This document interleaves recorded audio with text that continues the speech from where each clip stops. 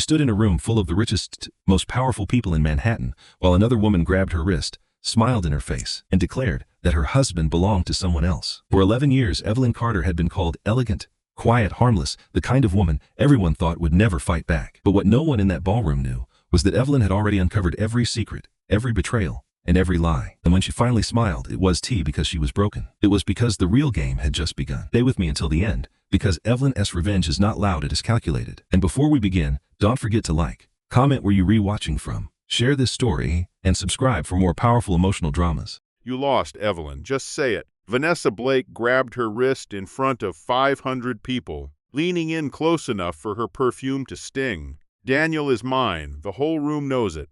You have been invisible for 11 years, and you are still too proud to admit it. She let go, turned to the ballroom, and announced it like a verdict to Daniel and every woman there. The glass shattered on the floor. Evelyn smiled at the doors. If this has your jaw on the floor, wait for what comes next. Subscribe now to see how this ends. Drop a comment with your city so I can track how far this story reaches. She had been called many things: graceful, patient, reserved. Manhattan high society circles those women who lunched at the right spots and sat on the right boards. They called her something specific. Elegant, they said it like a code. In their world, elegant meant quiet, harmless, and predictable. It meant she would never cause a scene or embarrass anyone. Evelyn had heard it her entire life. She let them believe it because the truth about who she really was stayed hidden. For over a decade, she buried her true self inside a marriage that had become a prison. She was 38 when things finally cracked. 38, standing before a floor-length mirror in their hotel suite. She adjusted her navy gown while Daniel stood nearby, ignoring her to check his phone. Even though he was physically there, he was already miles away. 11 years of marriage, 11 years of galas just like this. She had stood beside Daniel Carter at business dinners and fundraisers, smiling as investors shook his hand and reporters snapped photos. Socialites always told her how lucky she was. "You look fine," Daniel said, eyes glued to his phone. "Not beautiful, just fine." Evelyn did not flinch. She grabbed her clutch and turned to the door. "We should go. The Harrington table expects us by 7:30.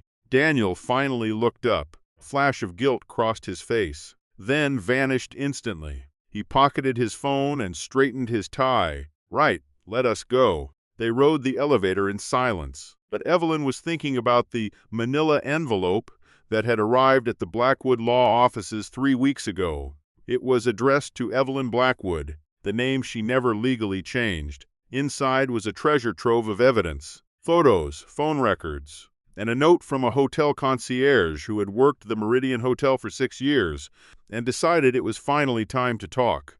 Evelyn sat alone on the 40th floor of the Blackwood building, reading every document. She called her brother. "Alexander." "How long?" Alexander asked. His voice remained cold and controlled. That was the Blackwood way. You never fall apart on a call. You gather facts. You assess the situation and you act. The hotel records go back 14 months. Evelyn said. A pause followed. "And you want to handle this?" "How?" "I want to do it right," she said, once and for all. Alexander understood. The Blackwood dynasty did not last 140 years by reacting to nonsense. They lasted by watching and waiting, letting people expose themselves before delivering a final, crushing response. Evelyn had inherited those instincts. Nobody at the gala realized that the woman in the navy gown had not arrived as Daniel's wife. She was there to finish it. The ballroom was magnificent, dripping in the kind of wealth that makes people uncomfortable. Crystal chandeliers cast light over 300 linen-draped tables. A jazz quartet played softly, while waitstaff moved with the silent efficiency of people who are paid to be invisible. The hospital gala drew a specific crowd: senators, tech titans, and Wall Street giants who never needed business cards because everyone already knew their faces. Daniel moved through the room like he owned it, hand outstretched before people even turned around. "Senator Morrison, good to see you. How is the family?" "Evelyn, you remember the senator?" "Of course," Evelyn said, beaming at the man. "How is Margaret?" "I heard she is working with the Literacy Foundation." The senator beamed back. You remember everything. Do you not, Evelyn? I try to, she said. Daniel was already drifting toward the next table, searching for someone more important. Evelyn watched him, she always did, but she stopped letting it hurt 2 years ago. Once she realized the man she married was far more dangerous than she ever imagined. She sat at the head table and took a sip of sparkling water. The evening followed the usual rhythm. Welcome remarks, the first course, and the sound of silverware against crystal. Evelyn made polite conversation. She listened, asked questions, and remembered every detail about their lives. By every measure, she was the graceful, perfect wife, but under that polished smile, she was watching the ballroom entrance. She waited 40 minutes before Vanessa Blake finally arrived. Evelyn had seen the photos in the envelope, but they did not capture the way Vanessa moved. She walked through the ballroom like the entire room had been built just for her. Her red couture gown stood out like a declaration of war. She was 29 and stunning in that sharp way. Some women are the kind who use their looks like a weapon. Evelyn watched her scan the room, find Daniel, and share a quick, knowing look before he turned away. Evelyn took a slow, calm sip of water. Next to her, Daniel cleared his throat. Vanessa Blake is here, he said, like he was talking about the weather. She is in marketing. Good to have her networking. Oh, of course, Evelyn said pleasantly. She looks lovely, Daniel said. He said nothing else. The next hour was a classic social performance. Evelyn had watched it many times from the sidelines, the architecture of a public affair. Vanessa always managed to stay just a few tables away. Daniel's attention kept drifting toward her. Certain guests suddenly went quiet whenever Evelyn glanced their way. They knew, everyone knew. Affairs were an open secret in Manhattan, provided everyone played their part. The wife was supposed to pretend she was blind. The guests were supposed to pretend they did not see the wife pretending. Everyone knew their place. The evening went on, and nobody had to deal with the truth. That was the arrangement. But nobody counted on Vanessa, because Vanessa did not come to maintain the status quo. Vanessa came to end it. She had been building to this for weeks. Evelyn knew that now. Having read the intelligence her brother's team gathered, the whispered gossip, the public lunches, the calculated moves of a woman tired of being a secret who now wanted to be the main event. She approached their table after the second course. "Mrs. Carter," she said, her voice smooth and controlled. "You look wonderful tonight." "Vanessa," Evelyn smiled. "Thanks for coming." It was perfectly civil, too civil. Guests nearby went still, caught between looking away and leaning in. Daniel said, "Vanessa, glad you could make it." His voice was a bit too loud and casual. Vanessa looked at him with an expression Evelyn knew well. It was the look of a woman who had finally run out of patience for playing games. "I would not have missed it," Vanessa said. Then she looked at Evelyn. Her eyes shifted. "You know, Mrs. Carter, I have always admired your grace." "That is kind," Evelyn replied. "It is a trait I hope to learn." Vanessa said, "It takes real strength to stay calm." Silence filled the table. Evelyn held her gaze for 3 seconds, then offered her signature, composed smile. "I think it takes practice," Evelyn said, "and knowing what truly matters." Vanessa hesitated, her mask slipping for a moment before she turned and walked away. Evelyn watched her go. Daniel leaned in and whispered, "Let us get through the night without drama." Evelyn studied her husband. She watched his tight jaw, his tense eyes, and the way he gripped his glass just a little too hard. She had loved him once. She had trusted him with the parts of herself she was taught to protect. "I agree completely," she said. "Let us do that." He actually relaxed, thinking that because she was calm, the danger had passed. He never understood that her calm was not surrender. The main course arrived. The event went on, with speeches about the cardiac unit and an auction. The band played a slow, romantic song. Then Daniel stood up. He grabbed his glass and cleared his throat. In a voice that cut through the room, he said, "If I could have your attention for a moment." Evelyn set down her fork. She did not look at Daniel. She looked at the ballroom entrance. "I have spent years in this room," Daniel said. He had the arrogance of a man who confused charm with power. I want to say something I have held in for too long about truth, courage, and choosing the life you actually want." The room went dead silent. Executives and senators froze. Evelyn did not move. "I have been living with the wrong priorities," Daniel admitted. Someone coughed in the back. A woman nearby covered her mouth in shock. "To real love," Daniel said, raising his glass, "and the courage to choose it." Vanessa stood up in her red dress, her glass held high. "To Daniel," she declared, her voice ringing out. "And to our future." The silence that followed was deafening. 500 people sat in complete stillness, save for the distant, ironic music. Everyone turned to look at Evelyn. They expected tears. They expected a woman to fall apart after being publicly discarded by her own husband. Evelyn stood slowly. She dabbed her lips with her napkin, folded it, and set it down. She turned calmly toward the far end of the ballroom. Not at Daniel, not at Vanessa. She looked at the entrance. People whispered, "Is she leaving?" Evelyn just waited. Then the massive 10-foot doors of the grand ballroom swung open. The atmosphere shifted instantly. It was like a sudden change in weather, a drop in air pressure that you feel in your bones before your mind registers why. A ripple moved through the crowd as everyone turned toward the doorway. Standing there, calm and certain, was the Blackwood family. William Blackwood entered first. He was 71 but looked 60, possessing the quiet gravity of a man who never needed to raise his voice. Wearing a suit worth more than most cars, he moved into the room with the steady, unstoppable force of the tide. Beside him was Catherine Blackwood. If William was power, Catherine was precision. She had spent 50 years in rooms like this. She knew that women who scream lose everything, while women who stay cold and composed win the game. Behind them stood Alexander Blackwood. At 43, he was a man who settled disputes for sovereign nations. His firm did not need to advertise. Those who needed Alexander found him through the most powerful people in the world. He was Evelyn's older brother. His eyes immediately scanned his sister for damage. When he saw her standing straight and unbroken, a quiet, satisfied smile touched his face. Daniel Carter was the first to realize what was happening. His face turned ghost white, and his neighbor reached out, fearing he might collapse. Vanessa was slower, her toast still hanging in the air as she watched the Blackwoods cross the floor. The reality dawned on her in stages, like waking up from a nightmare. Evelyn Carter was not just a quiet wife. She was not a woman without support. She was not without power. She was the heir to the most formidable finance dynasty in America. Vanessa had just humiliated a woman whose family did not forget, did not forgive, and certainly did not lose. William stopped by his daughter. He did not look at Daniel. "Are you ready to go home?" he asked. His voice was casual, as if they were in a kitchen.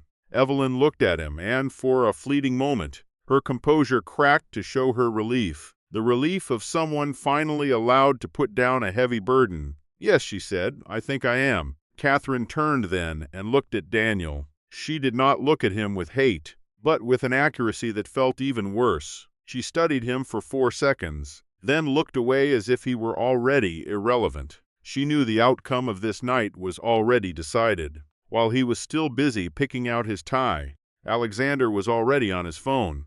He spoke with the clipped, bored tone of a man who found being interrupted tiresome. A few words.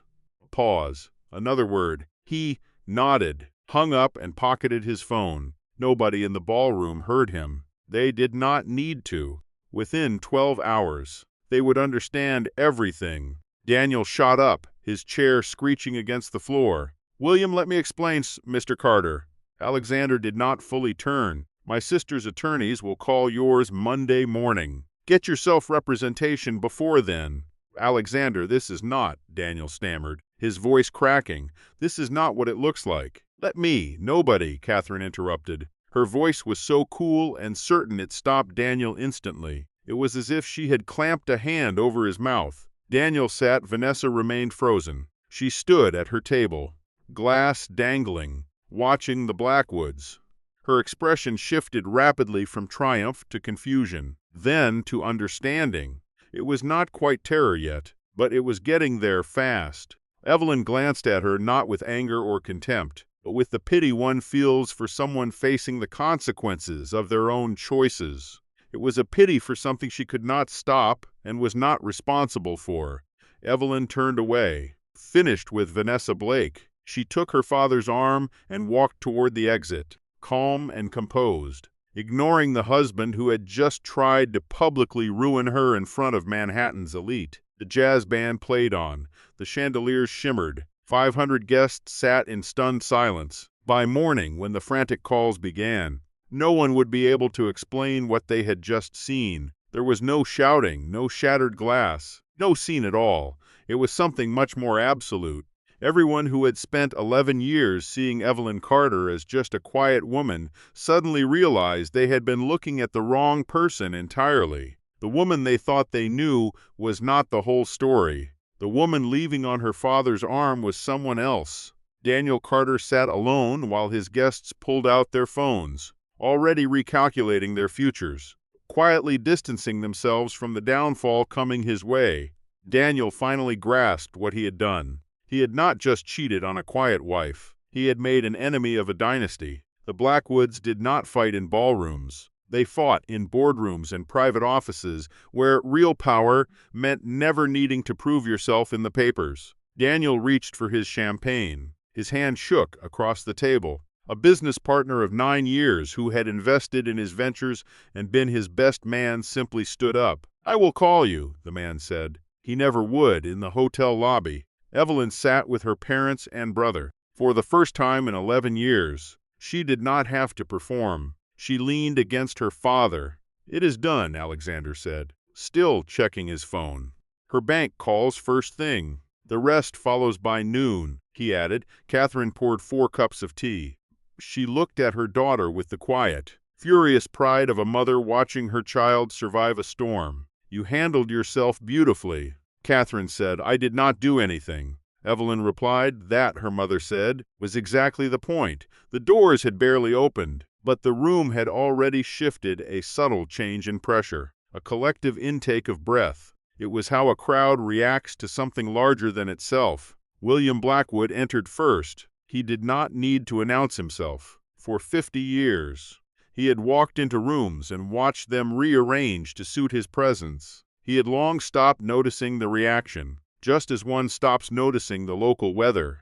He simply walked in, and the room obeyed. Behind him came Catherine and Alexander. Senator Gerald Morrison leaned to his wife, whispering, "That is William Blackwood." His wife asked why he was there. Then she saw Evelyn Carter standing quietly at the head table. The answer hit them before the question was even finished. The whisper tore through the room like fire in dry grass. "Blackwood. The Blackwoods are here. Is she a Blackwood?"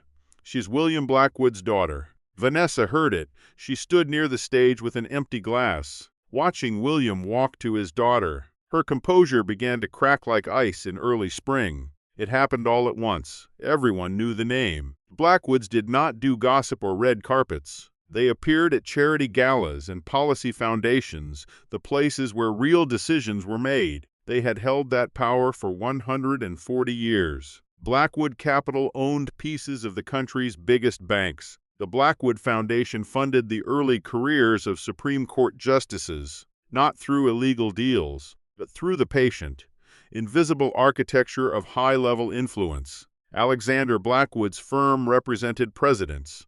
These were not people you challenged by mistake, and Vanessa Blake, in her expensive dress, had just toasted her own destruction in front of them all. Daniel moved first. He stood up and croaked, "William." His voice sounded thin and panicked. He was a man realizing he had made a catastrophic error. William Blackwood looked at him just a glance and kept walking. He did not change his expression. He looked at Daniel the way one looks at a piece of furniture. Daniel stammered about a misunderstanding. Alexander did not even look up from his phone. His voice was level and cold. "Don't." Daniel froze at the next table. Tech investors who had put $40 million into his company silently reached into their pockets and pulled out their phones. They were not texting. They were making calls. Evelyn saw it all. She had learned early that information was the only currency that mattered. Her father stopped in front of her. He checked her face. looking for damage. "You are all right," he stated, not asking. "I am all right," she confirmed. He nodded, then turned to survey the room, not looking at anyone in particular, just observing the space. His sharp focus made a man nearby set his glass down and straighten up. Catherine joined her daughter. She didn't reach out yet. She studied Evelyn's face with the sharp eye of a mother who knew every single flicker of her expression. He gave his speech. Catherine confirmed it. Evelyn noted it was before Senator Morrison, the Harringtons, and the Caldwell group. All of them. Catherine stayed quiet, then whispered, "Good." That word hit the air like a final verdict. Catherine and Evelyn both knew Daniel Carter had not just embarrassed his wife. He had done it in front of the very people whose approval kept his company afloat. He insulted the men who held his debts. He blew it in front of the hospital board chair who was his biggest partner. He torched his reputation in the most public room possible. And he did it by choice. Alexander stepped up, phone in hand, but his attention was elsewhere. He watched Daniel. His face wasn't angry. It was cold and professional, like a lawyer watching an opponent make a massive, unforced error. Mercer called on the drive over. Alexander murmured, "Donovan is waiting at First Continental. I will start the credit review by 7. "The partnerships?" Evelyn asked. "Terminated pending review. Caldwell already messaged me." Evelyn nodded slowly. "And the offshore accounts." Alexander looked at her. His expression shifted, not shock, but a recalibration. "You know about those." "I do," she confirmed. Pause. "How long?" 3 weeks. "Maybe a bit more." Alexander stayed silent for 4 seconds. Then he said, "I will have Marcus start the audit tonight." He stepped away to his phone. Evelyn scanned the room. Daniel stood at the head table alone. His business partner, the one who invested in his ventures, was gone. The chair was empty, his napkin folded, his drink still half full. He had slipped away so quietly Daniel only just noticed. As he looked at the empty seat, the reality of the night began to sink in. First came the confusion, then the math, then the terrifying realization. The people he needed were looking at him differently. They were not allies anymore. They were measuring the distance between themselves and a sinking ship. Then Vanessa moved. She had been frozen near the stage for 4 minutes, an eternity in a room like this. Now she walked toward Daniel with a nervous, urgent step. She needed to reach the one person who was supposed to be on her side. "Daniel," she whispered, her earlier triumph gone. "We should go. Leave now and let this blow over." "Not now," he snapped. His dismissive tone made the people nearby flinch. "Daniel." She touched his arm. "You are not listening." "We need to." I said, "Not now." "Vanessa." He pulled away. It was a sharp, public rejection, and the room watched every second of it. Everyone knew exactly what it meant. The man who just gave a speech about choosing love over duty was now pushing that choice away out of pure fear. Scared men look out for themselves above all else. Vanessa froze. She watched him. He was not looking at her.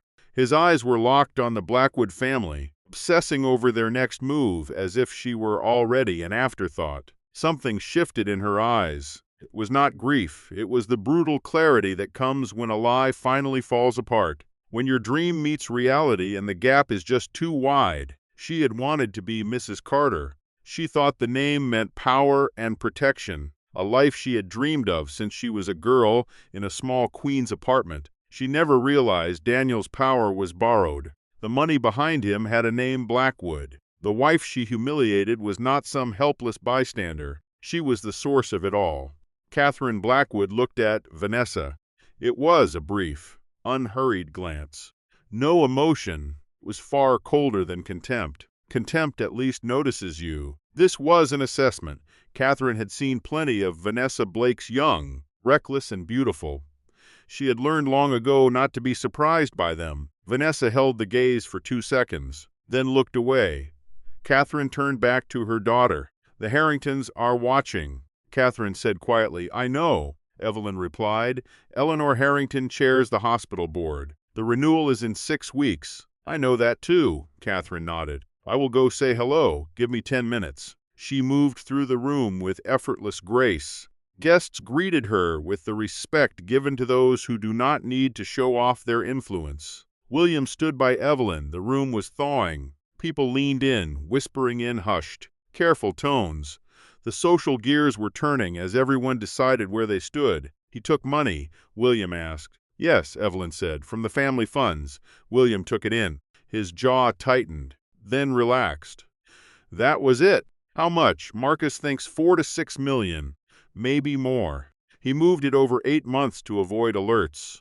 He had inside help, likely someone in accounting. Alexander is investigating." William was quiet, then said something Evelyn would never forget. "I should have looked closer. When you brought him to us, I should have pushed harder." Evelyn looked at her father. In 11 years, through every dinner and holiday, William had always been kind to Daniel. She never once heard him doubt her choice. He supported her because she asked. William honored her choices, even when he had his own doubts. Evelyn knew he had them from the start. She just did not want to see it. "It was not your job to see it." She said it was. He replied simply, "That is exactly my job." The music stopped. The silence in the ballroom was heavy and electric, like a breath being held. The guests watched the Blackwoods, knowing they were witnessing a moment that would be talked about for years to come. Daniel was on his phone. He paced to the edge of the room, hand pressed to his ear, whispering urgently. Evelyn couldn't hear the words, but she knew that posture, the bent shoulders, the hand braced against the wall, the tension in his neck. He was calling for help. Maybe his attorney, or an investor he thought was loyal. Someone she didn't know yet, but soon would. Alexander stood by Evelyn and murmured, "He is calling offshore. Switzerland, based on the number." Evelyn looked at her brother. "Can he still see that?" She nodded. "He is trying to move money." "Trying," Alexander said. Accounts were frozen at 7:15. Evelyn closed her eyes. 7:15. While Daniel gave his toast about love. While 500 guests held their breath, waiting for Evelyn's move. Alexander had been busy. The accounts Daniel had been draining for 8 months were frozen solid. He did not know yet. He was on the phone with Switzerland right now, chasing money that no longer existed. Evelyn opened her eyes. Evelyn, her father's voice made her turn. He was watching Daniel.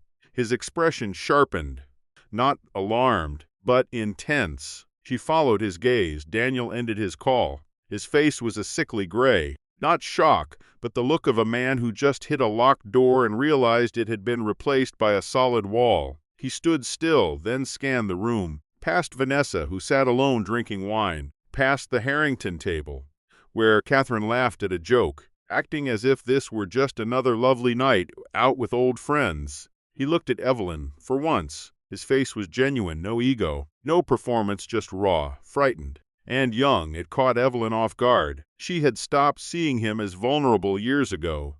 He started walking toward her. Alexander stepped up. "Don't," Evelyn said. Alexander paused. She let Daniel come. He stopped a few feet away, struggling to keep it together. His breath was controlled, but his hands were trembling at his sides. "The accounts," he whispered. "Yes," she said. "You knew." He stared at her. Grief, or something like it, flickering across his features. The look of a man facing the gap between his secrets and what his victim actually knew. "Daniel," she said, her voice steady and clear, "whatever apology you are here to give, I need you to understand something first." He waited. "I am not angry," she said. "I mean it. Angry would imply this is a surprise, and it has not been a surprise for a long time." He swallowed hard. "Evelyn, the money. It was never meant to be. Your lawyers will talk to Alexander on Monday." She said, "That is not me being cold. That is me being accurate." He looked at his brother-in-law, who was checking his phone with total indifference. "Alexander," his voice cracked. "We have known each other for 11 years. You know me." Alexander looked up, his expression professional and distant. "Monday," he said. "Bring your attorney." 8 o'clock. He went back to his phone. Daniel stood there a moment, and then he did something unexpected. He laughed. It was the sound of a man out of moves, reaching a desperate, ugly honesty. "You planned this," he said to Evelyn. "The timing. You let us get this far because you needed us in this room. You let Vanessa make her toast. You let me speak in front of everyone because you needed witnesses. This was not just you leaving. This was deliberate. Evelyn was quiet. Stole from my family to fund an affair, she replied. You tried to bankrupt my family company, move the cash offshore, and disappear, while I sat there smiling, making you look like a decent man. Yes, she said. Tonight was deliberate.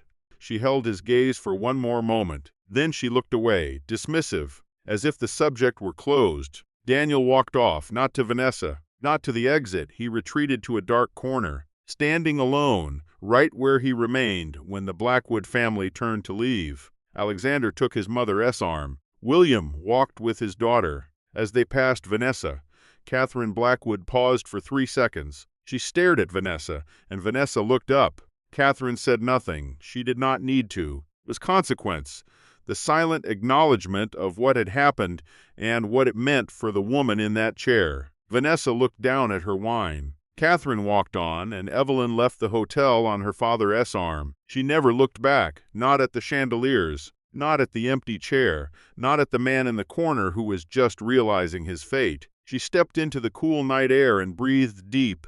Her father spoke softly. "Are you hungry? Your mother made reservations at Garibaldi." Evelyn looked at him. "You made plans." "Your mother did," he said. "She knew you would need to eat." Evelyn let out a real honest laugh, a sound from somewhere deep in her chest. "Unlocked at last, yes," she said. "I am hungry." They walked to the car. Inside the ballroom, the damage had started. Phones were out. The machinery of consequence was already in motion. Daniel's world was ending. He just had not felt it all yet. The dinner at Garibaldi lasted 3 hours. For the Blackwoods, this was normal. Important conversations required a proper meal. Decisions made over a table with good food and wine had a sense of permanence that office meetings lacked. It was how Evelyn was raised, that gathering for a meal was part of the message itself. Catherine had ordered for them all before they even arrived. It was typical. She had managed the family with quiet precision for 47 years and saw no reason to stop just because they had dismantled her son-in-law's life. Life goes on, even when things fall apart. They discussed Noah first. He was 9, safe at the Blackwood estate in Connecticut with Mrs. Adler, their longtime housekeeper. Noah loved her with that simple, sweet devotion only kids have for the people who let them break all the rules. He had no idea what went down at the gala, no idea that his whole world was about to change. Evelyn insisted they shield him from the chaos. William agreed. He stays in Connecticut for now, maybe longer if things get messy. Alexander looked up from his phone, still multitasking. He had been ignoring Catherine's lecture on his phone habits for 20 years. He figured Daniel would reach out soon enough, once he realized his assets were locked. Catherine didn't want any contact, attorneys only from here on out. Evelyn silently ate some fish, lost in thought.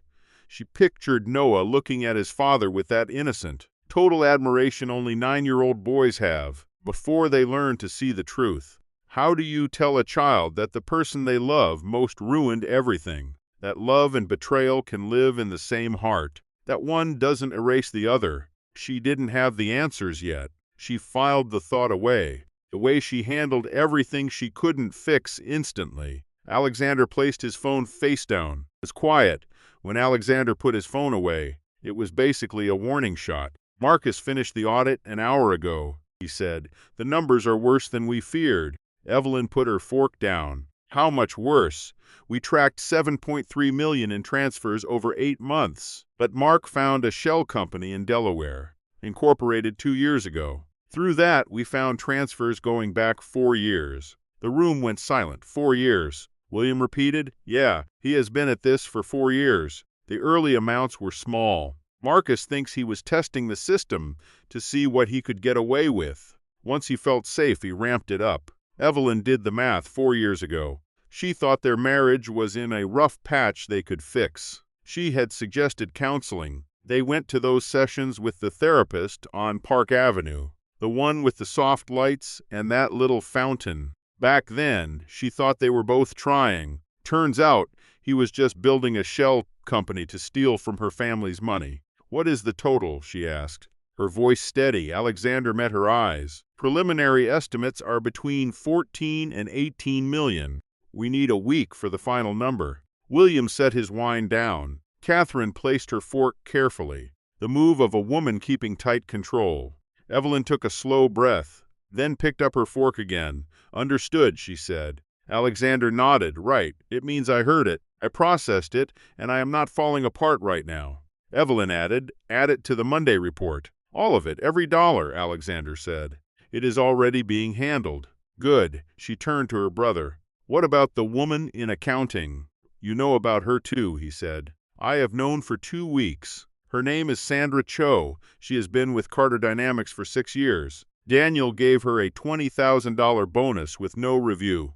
Alexander looked at his sister. Then their father, William said. She gets that eye for detail from me. His tone was proud, cutting through the chill in the room. Alexander turned back to Evelyn. Sandra is cooperating. She called Marcus this afternoon. She is terrified, wants a deal, and has proof of everything Daniel ordered her to do. Evelyn nodded. Protect her as much as the law allows. She made bad calls, but she is not the architect. Agreed. They finished their meal. Evelyn was staying at the townhouse, not the place she shared with Daniel.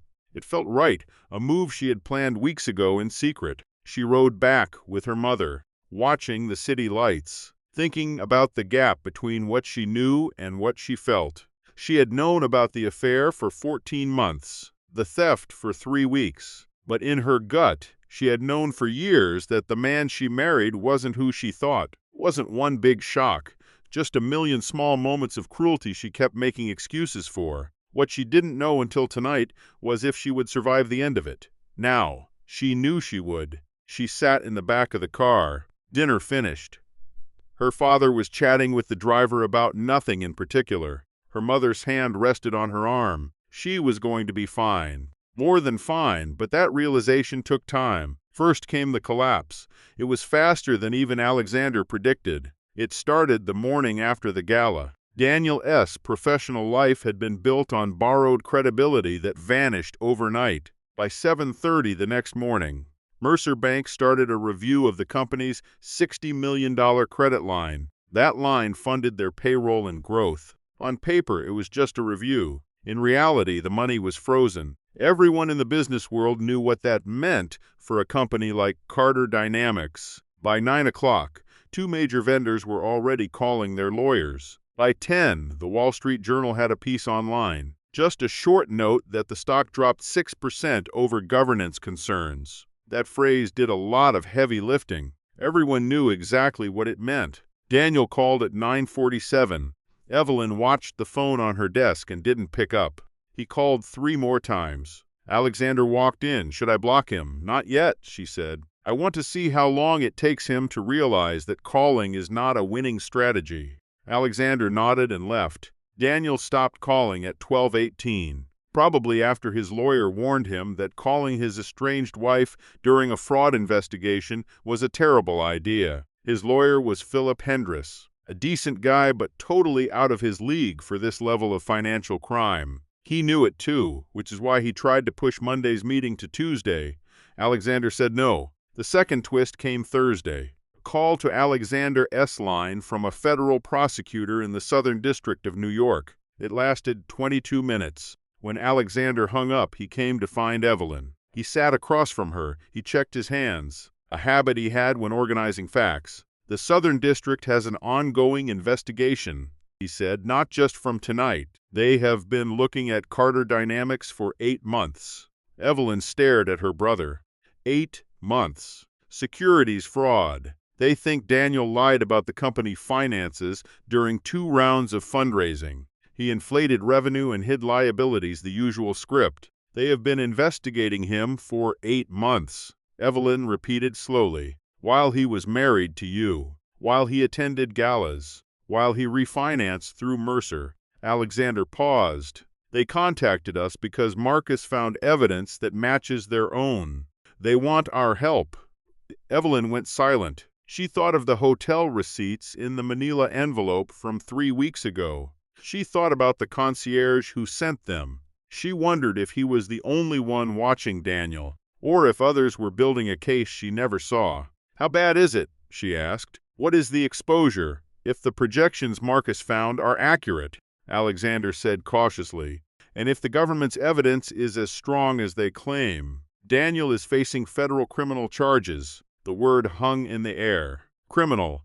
Evelyn had been married to this man for 11 years. She shared his breakfast table, attended their son's events, and argued over everything. She believed, deep down, he was not the kind of man who would do something that ended in a word like criminal. She had been wrong. She was allowed to be wrong. She understood that now in a way she did not 2 weeks ago. Being deceived by someone you trust is not a failure of intelligence. It is just the cost of having trusted someone, which is nothing to be ashamed of. "Evelyn," Alexander's voice was soft. "There is something else." She looked at him. "The offshore accounts we froze Tuesday night," he said. "The government wants them as evidence. They want access to all the records. Give it to them. It might delay our chance to recover our money."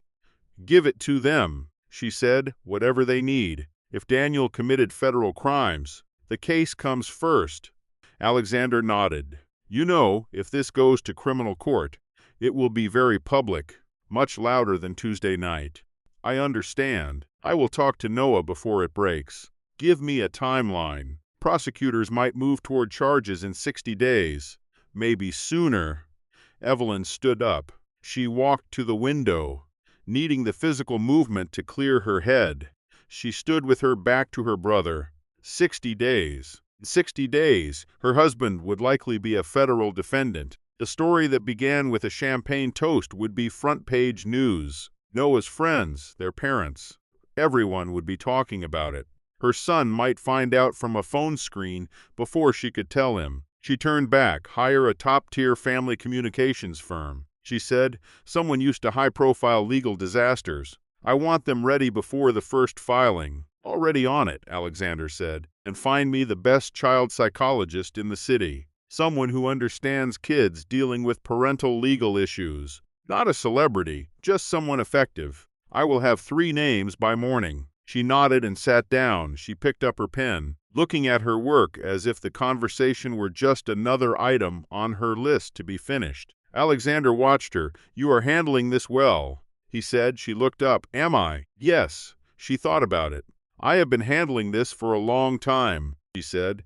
"Tonight just made it official." He stood to leave. At the door, he stopped. "Vanessa Blake," he said. Evelyn looked up. "She has been calling Daniel's office since Wednesday. He will not take her calls." Evelyn's face shifted. Not with happiness, but something more complex. The sadness of watching a disaster unfold exactly as you predicted, and finding no comfort in being right. "She will figure it out," Evelyn said. "Give her time." She felt no cruelty. Vanessa had made bad choices that caused damage, but she had also been used by a man who turned out to be far more dangerous than either woman had realized. There was a version of Vanessa's story where she was just a young woman manipulated by a man who was great at faking his character. Evelyn knew that version well. The difference was that Evelyn had a family to catch her when things fell apart. Vanessa was standing on that ground all alone. Alexander left. Evelyn went back to work. Outside the building, New York moved on taxis. Crowds, the city noise that never stops for private tragedies. At 3:15, Evelyn got a text from an unknown number. It said, "I know you have no reason to listen, but I know things about the offshore accounts. There is more than what your brother found. Please call me." Signed, Vanessa.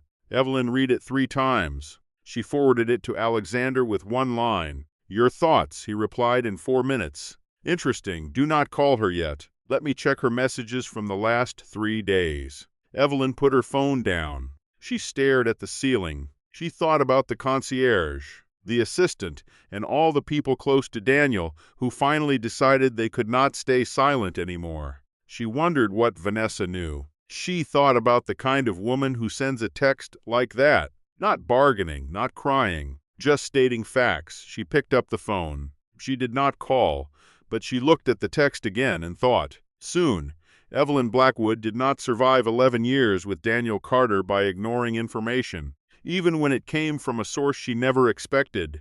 Information was power, and she had always known how to use it. Across town, in their apartment, Daniel sat in a room that was half empty. The movers Evelyn hired had already cleared out her things weeks ago, not in a fit of rage, but with the same calculated planning she brought to everything. Daniel stared at his phone, which no longer connected him to his stolen millions. He thought he was leaving. He had a bag packed. He had a flight booked under a fake name, bought through a dark web service 6 months ago for this exact moment. The flight was tomorrow. The accounts were frozen. His lawyer called that morning to say the company was effectively dead. His biggest vendor quit 2 hours ago. His CFO resigned by email at noon, keeping his distance. He sat in the empty apartment and remembered what Evelyn said at the ballroom. "You stole from my family to fund your escape with another woman." He wanted to tell her she was wrong. He wanted to paint a picture where he was not the villain, a world where the marriage was a cage. The business was failing. Vanessa was true love, and the stolen money was just a loan he would pay back once he was safe somewhere else. He had been building that lie for 4 years, sitting in a half-empty apartment with a dead phone, no flight money, and a lawyer charging $400 an hour to deliver bad news. The act was getting hard to keep up. He dialed Vanessa, straight to voicemail. He sat in the quiet apartment, listening to a city that didn't care about Daniel Carter. For the first time in years, he felt the full weight of his actions, not just for himself, but for Evelyn and Noah, the people who had trusted him. It arrived late, long after it should have. It came when there was nothing left to protect and no act left to perform, which is usually when truth finds people who have spent years running from it. The grief he felt was real. The shame was real, but feeling something real at the end didn't change what he had done. It just meant he finally understood it. And in a way, that was the only justice Evelyn ever wanted. She did not want his destruction or his public humiliation. She just wanted him to understand. She was at her family townhouse when Alexander called at 9:15. "Federal warrant," he said. "They are moving fast. They are executing it tomorrow morning." Evelyn sat on the edge of her childhood bed. The same room, same window, same garden view. She had come full circle. Ending up back in this house felt less like defeat and more like a return that only makes sense when you look back. "Noah," she said, "I know you need to tell him tonight." She stared at her hands. "What do I say?" Alexander was quiet for a moment. Even Alexander, who always had a plan, went silent when asked how to tell a 9-year-old boy about his father being arrested, because there was no strategy for that. There was only love, honesty, and the hard work of teaching a child that people are complicated. Love is not erased by failure. The people who stay and do not run are the ones worth holding on to. "Tell him the truth," Alexander said finally. "Tell him we are all here." Evelyn nodded. "We are all here," she repeated. She called Mrs. Adler in Connecticut to reach her son. Noah picked up on the second ring. "Mom," his voice was sleepy and sweet. "Are you coming tomorrow?" Evelyn closed her eyes. She took a breath. "I will be there first thing." "Baby, but I need to talk to you about something important.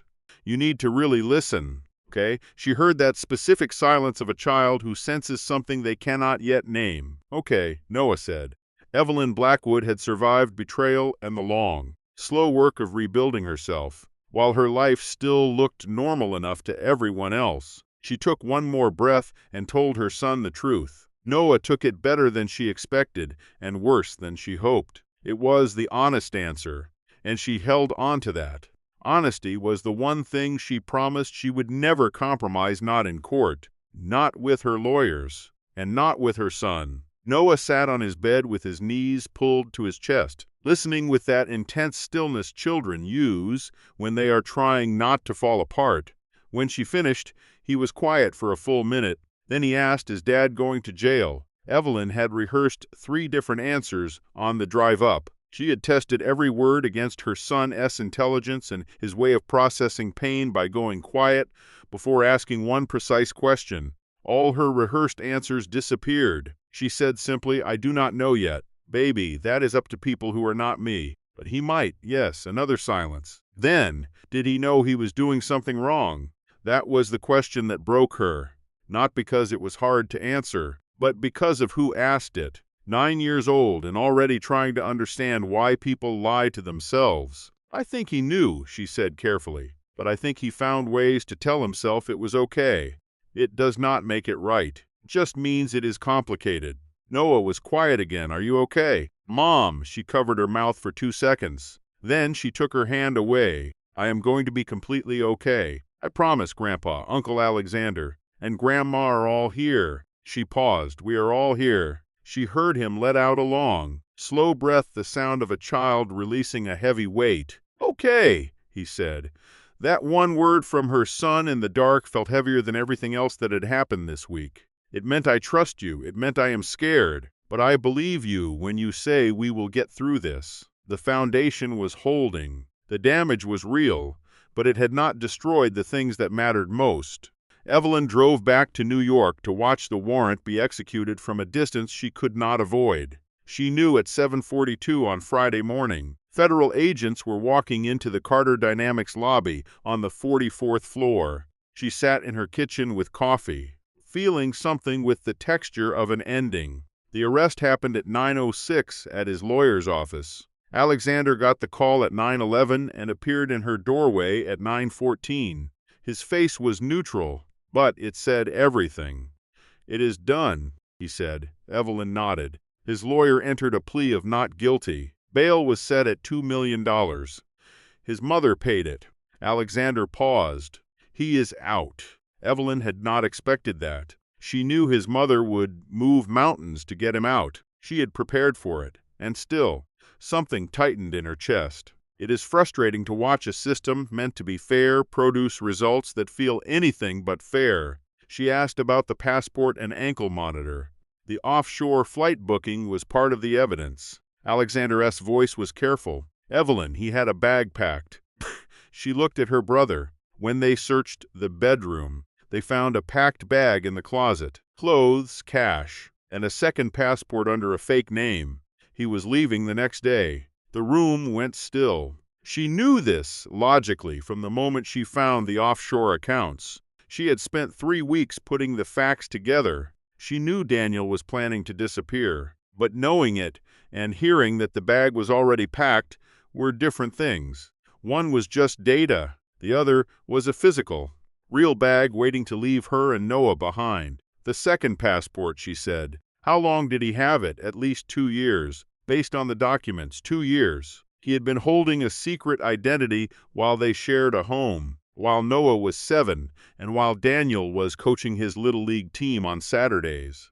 Evelyn watched him at dinner, talking about homework and home repairs. All the while, she held a secret, a name that wasn't his. She stood up, pacing to the office window just to keep her mind from racing. She stared out, back turned to Alexander. Does Noah need to know about the bag? She asked. Alexander hesitated. Not from me, unless he asks. She nodded, sat down, and said, what is next? She was ready. The next 3 weeks were a grind of legal and logistical chaos. It consumed everything: time, energy, and the bandwidth to feel. Evelyn moved with sharp focus, deciding that falling apart was a luxury she simply could not afford. The civil recovery filing hit that second Monday. By Wednesday, the Southern District deal was official. Sandra Cho spent 4 hours testifying to federal prosecutors, detailing exactly how Daniel moved those funds through his shell companies. Sandra broke down twice. Alexander's associate handed her tissues without a word, and she kept going. That night,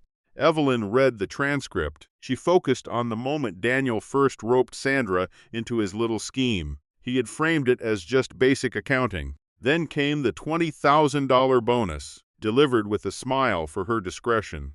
Evelyn read that twice, closed the file, and called the child psychologist.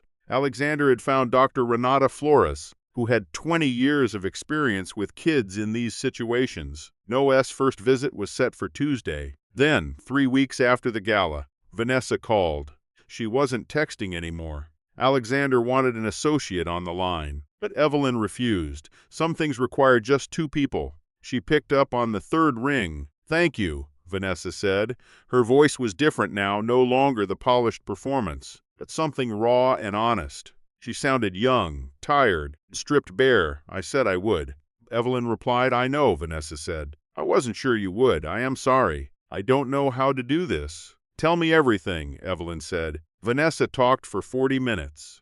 and Evelyn listened without a single interruption. As she heard the story, it matched the pattern from Sandra's testimony. Daniel was a master at making people feel chosen and special. Exempt from the rules, he created intimacy through secrets, letting people into a world they didn't belong in. But Vanessa knew more than Marcus had found. She had been sitting on something big for 3 weeks, while Daniel ignored her calls. "There is a second shell company," Vanessa said. "It is offshore, in the Cayman Islands. I don't know the name, but I have an email. He sent it to me by accident months ago. I took a screenshot before I deleted it." Evelyn gripped the phone. "Why did you keep it?" she asked. A pause followed. "Because even then, some part of me knew I would need it. It sounds crazy." "No," Evelyn said. "It sounds like you were smart." Vanessa's voice shook. "I really believed he loved me. I am not saying that to excuse it. I just need you to understand how good he was at making people believe things." Evelyn went quiet, thinking of her husband. She remembered telling Noah that people find ways to make things okay, even when they are not. "I know," she said. "I was married to him for 11 years. I know exactly how good he was." Vanessa let out a shaky breath. "I am not a bad person." "I don't think you are," Evelyn said. And she meant it. Vanessa had done damage. Yes, but in the context of this conversation, Evelyn could hear her. She could use what she knew. It mattered. "I need to send the screenshot," Vanessa said.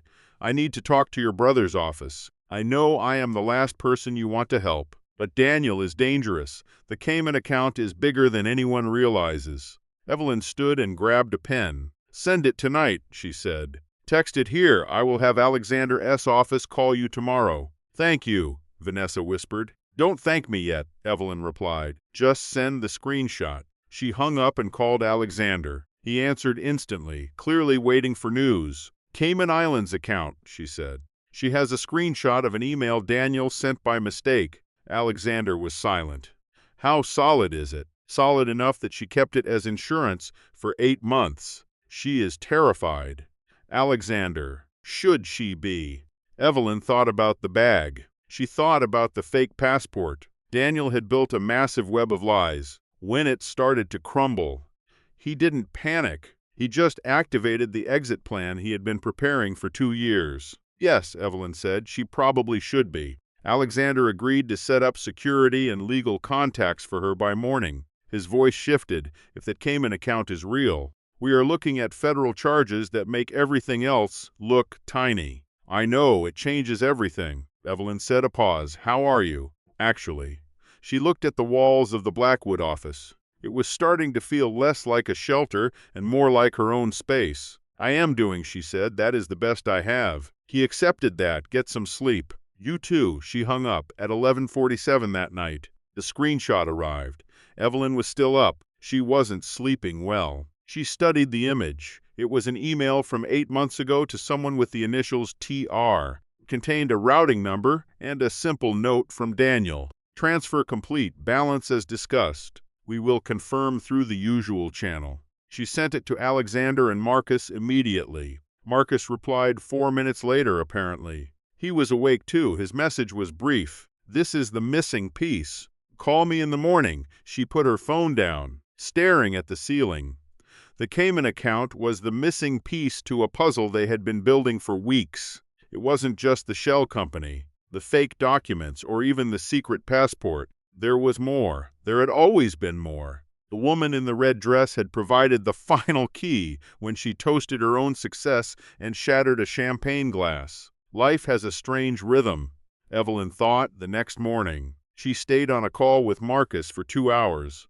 He had been working all night. She could hear it in his tired voice, the sharp energy of an investigator who just hit the jackpot. That Cayman account, matched against the routing number she found, revealed a financial structure that had been running for 6 years. 6 years. Longer than the shell company. Longer than the affair. And way longer than she had known. When Marcus estimated $41 million, Evelyn went completely still. Not 7 million. 41. It was way more than the 18 million they expected. $41 million. Tucked away for 6 years in an account so clean it passed 2 audits. Marcus confirmed he had been planning this almost from the start. The structure started 18 months into their marriage. The first big transfer hit 2 years later. Evelyn did the math when it started. Their son Noah was only 1. She had been a busy, trusting mother, believing in the life she thought they shared. Evelyn asked if Alexander had the files. Marcus sent them 40 minutes ago. She ordered him to get those papers to the Southern District today. Not Monday, today. She hung up and dialed Alexander before he could call her. Alexander answered, immediately mentioning the 41 million. His usual composure was gone, replaced by the tone of someone stunned by the scale of the deceit. He realized this wasn't just a man making bad choices under pressure. This was calculated. Alexander agreed the character of the case had shifted entirely. This went beyond simple fraud. It was premeditation, duration, and deliberate concealment. It was time for an amended complaint. She said his name softly, and he stopped. He apologized, but she told him not to be. She needed him to get those documents to the prosecutors and to Daniel's lawyer today, so he knew exactly what he was facing before he tried any more games. What about Vanessa? She gets the protection she was promised. Evelyn insisted. She sat in her office and let herself feel the full, crushing weight of the truth for 5 minutes. It wasn't weakness. It was the only way to eventually let it go. The grief was specific. The life she built was built on a lie. The man she trusted had been keeping secrets from the very beginning. She felt it all, knowing that acknowledging that pain was the only way to move forward. She would deal with the trauma properly later, with professional help for both her and Noah. But right now, there was work to be done. Evelyn Blackwood was good at balancing 2 worlds. The amended complaint was filed that very afternoon. Daniel's attorney called Alexander, and the tone was completely different. The lawyer had clearly been blindsided by the came-in evidence. He'd been expecting a standard white-collar case to negotiate, not this massive financial crime. The new complaint destroyed his strategy. Alexander told her the lawyer was clearly reeling. He would likely advise Daniel to cooperate. But would he? Daniel wasn't a stupid man, and he was about to face the music. Between his wife's family, the federal investigators, the accountant, and his mistress, the evidence was airtight. Daniel knew there was no escape. The only question now was how much he would admit to. Daniel called her personal phone at 7:19 that night. She didn't block him because she wanted to see if he realized that talking was useless. She stared at his name on the screen for 3 seconds before answering. When she spoke, his voice was different. The arrogance of his public speeches was gone. He sounded like a man who had run out of moves and was finally, for the first time, telling the truth. He told her he needed her to know that he was responsible. He wouldn't fight it in court or lie to make things worse for her or Noah. Evelyn just listened, keeping her voice steady. This was not the call she expected. She had prepared for his usual manipulation, his threats or his desperate pleas for another chance. She was not prepared for him to actually take responsibility. She told him to cooperate fully with his lawyer. He insisted it wasn't a strategy to get a better deal. He said it was the first honest thing he had done in 6 years. She sat there processing his words. She remembered the secret bag, the millions of dollars, the fake passport. She thought of her son asking if his father knew he was doing wrong. She told Daniel to do this for Noah, not for her. She wanted his son to know that his father did at least one thing right at the end. Daniel just said, okay. She hung up and sat in her office for a long time. She finally allowed herself the space to just exist. This was the moment she knew the nightmare of the last 11 years was truly over. It wouldn't be painless, and it wouldn't be clean, but it was finally finished. The weight she had been carrying started to lift, like clouds clearing after a storm. She texted her son a quick message of love. He replied almost immediately, and she finally allowed herself a genuine smile. She had a life to rebuild and a son to raise. The future was waiting, and she would walk into it with her eyes wide open. But for this one moment, she allowed herself to simply breathe. She had survived it, and that was enough. Daniel Carter pleaded guilty on a Tuesday in October. Evelyn skipped the courtroom. Alexander said she had every right to go, but she spent 2 days debating it.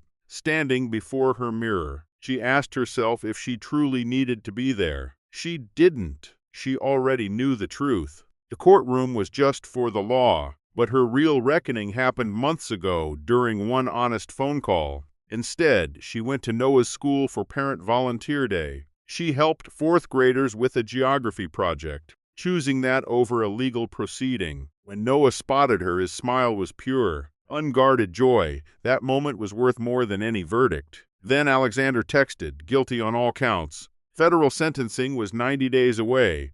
A young boy named Marcus tried to convince her that Burlington was the capital of Vermont. She almost believed him.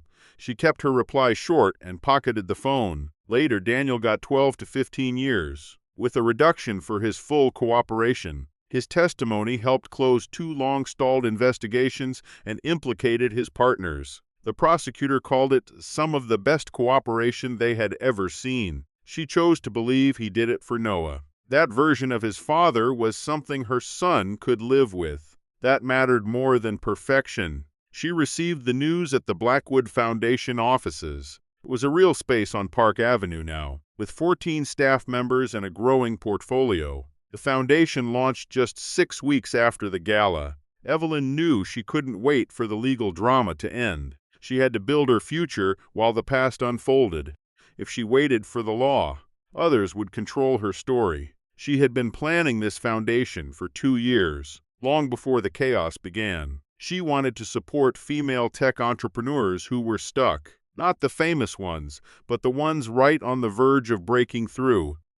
These women had the drive but lacked the connections.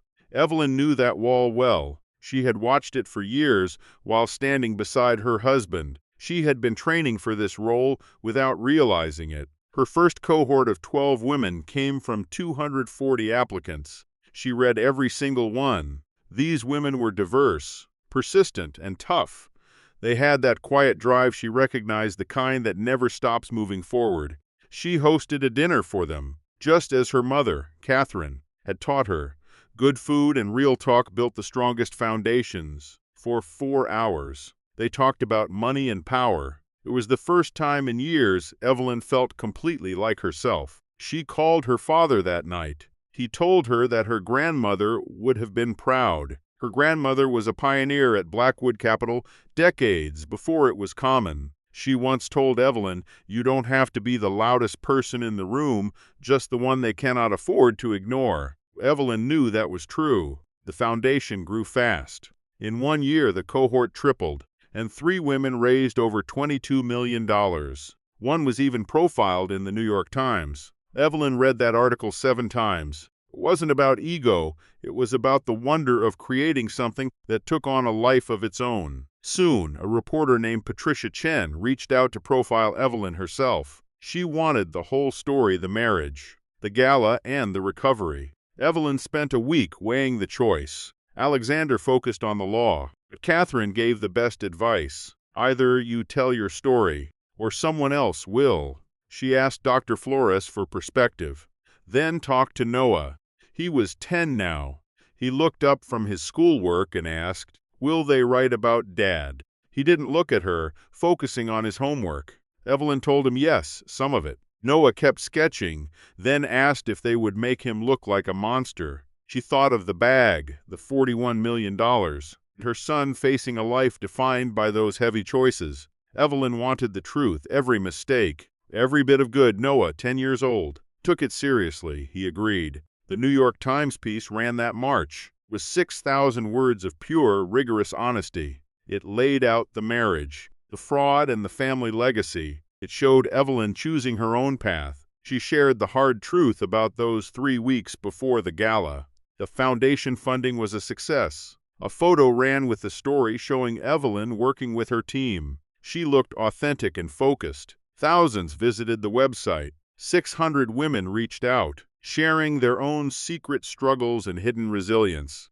Evelyn read every single email at her kitchen table, responding personally to those who felt seen by her story. They were fellow survivors. The foundation grew quickly, and then one April morning, the phone rang unexpectedly. It was Vanessa Blake. She was calling the same private number from the night everything had fallen apart. Her voice sounded different, stronger, settled, and clearly changed by the long, hard work of the last year. She apologized, not because she was caught, but because she finally understood the weight of her own actions. She had been in therapy for months. It took courage, but she was finally trying to make it right. Evelyn asked about her life. Vanessa had left marketing to work for a small nonprofit in Brooklyn. She wanted her skills to actually matter. Evelyn remembered advice about the difference between mistakes and character. Evelyn sent her to the outreach program. She saw the value in someone who had truly learned a lesson. She knew Vanessa would not waste this second chance. Stories don't always end cleanly, but this one felt right. She thought about the two women they had been, one lost in a ballroom, one finding her way home. Real healing meant others growing, didn't threaten you. Noah interrupted her thoughts. Asking for blueberry pancakes this weekend. Seeing him safe and happy was her biggest victory. He had come through the fire without being broken. She had held her son's world together through federal cases and public scandal. This was her true pride. She looked back on that past self with calm distance. 2 years later, the foundation held its own gala. At the Meridian Hotel, she reclaimed the space on her own terms. The room was the same, but different. 300 guests joined her. Even the senator who had once distanced himself was now a dedicated advocate. He sat front and center with his wife Margaret, chatting with 2 foundation members. He scribbled notes, clearly catching a golden nugget he dared not forget. Catherine stood at the bar with 3 strangers, clearly fresh recruits. She worked the room with the practiced grace of a woman who had spent 50 years building networks. It was second nature. Alexander loomed by the exit, glued to his phone. Some things never change. William stood by Evelyn. He had been her shadow all night, not with the worry of a protective father, but with the pride of a man standing near something he truly admired. They hadn't said a word. They didn't have to. The Blackwoods communicated in the spaces between words, family trait Evelyn always found more comforting than the constant chatter of others. You should give the remarks. William said, I am giving them. You need to head up, she said, meeting his eyes. Nervous for me. He thought about it for a beat. His expression serious. No, he said. I just want to hear what you have to say. She smiled as she walked toward the stage. She moved with the ease of a woman who had finally stopped playing to the crowd. She grabbed the microphone. The room went silent, scanning 300 faces. She felt none of the usual pressure. No more carefully crafting her expressions or obsessing over how she was perceived. She was done acting the part others expected of her. She felt entirely, unapologetically present. 2 years ago, she began, I sat at that table, forced into a seat I didn't choose, wearing a fake smile and waiting for a disaster to unfold. The room held its breath. I want to talk tonight about the real cost of building this foundation, she said. Not the money. Alexander handles that. And he's brilliant. I mean the other cost, the personal, daily grind of deciding to build something meaningful when everything else is falling apart. She paused. I spent 11 years being the quiet woman, and I don't mean that as a critique. Quiet can be powerful. I really mean that. I mean I spent 11 years letting people mistake my patience for weakness, my composure for surrender, and my silence for absence. She paused again. To the women here tonight, our cohorts, the ones on our waiting list, and those working on dreams others call impossible. I see you. I know exactly what it takes to keep building when the deck is stacked against you. When you are fighting for resources controlled by people who don't understand your vision. When the road is longer and harder than anyone realizes. She looked out over the crowd. Real power does not need to announce itself. She said, it builds, it waits, and it outlasts everything meant to break it. The applause started before she even finished. It began at the table of the original 12 women, a ripple that quickly turned into a wave, just like the name Blackwood had years ago. It was fast, unstoppable. The sound hit her chest with physical force. She stood there, letting it wash over her. She didn't cry. She wasn't that kind of woman. But she pressed her lips together, took a steadying breath. Felt the relief of a woman finally putting down a weight she had carried for too long. William was clapping right along with them, something she had never seen her father do. The sight made her beam. She stepped back as the dinner continued, filled with the hum of people who had found each other through a shared mission and were buzzing with that recognition. Evelyn worked the room, greeting everyone and hearing their stories, finally free from the performance she used to hide behind. Just her, just this moment. Near the end of the night, Rebecca Santos cornered her by the bar. "That woman you sent over, Vanessa Blake," she started. Evelyn looked at her. "She is extraordinary," Rebecca said. "I don't know her full history, and I didn't pry, but she's working our Brooklyn program 3 days a week, and the kids are—" She shook her head, searching for the right words. "She knows exactly how to talk to them. She knows how to make them believe their goals are within reach." "Yes," Evelyn said, "I suspected as much." Rebecca wandered off.